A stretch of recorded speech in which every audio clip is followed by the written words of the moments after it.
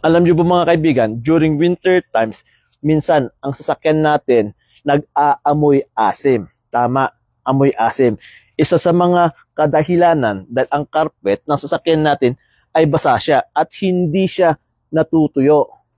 Kasi nga mga kaibigan, pag winter, may yelo ang daanan, papasok ka sa loob ng sasakyan mo na may dalang yelo at pag upo mo doon, natutunaw yung yelo at nagiging tubig siya. At yung tubig na yun, napupunta sa carpet at there's no way para matuyo yung carpet. Kaya minsan, nangangamoy asim ang loob ng sasakyan natin. Isa lang yan sa mga kadahilanan.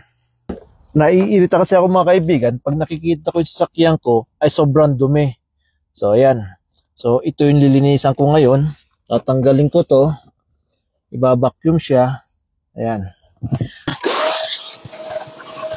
After ko pala mabacuum mga kaibigan, ang carpet and mats ng driver side and passenger side, ito sunod na gagawin ko ay gagamitan ko siya ng Turtle Wax Carpet and Mats Heavy Duty Cleaner.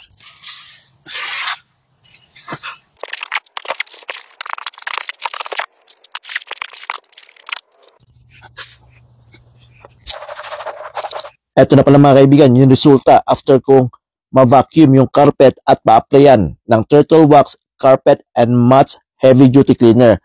So yan, mabango na siya, tanggal yung amoy asim, at itong mat mga kaibigan, tsaka ko na lang siyang ilalagay the next day after matuyo itong carpet. Thank you for watching. God bless. See you on my next video. Paalam!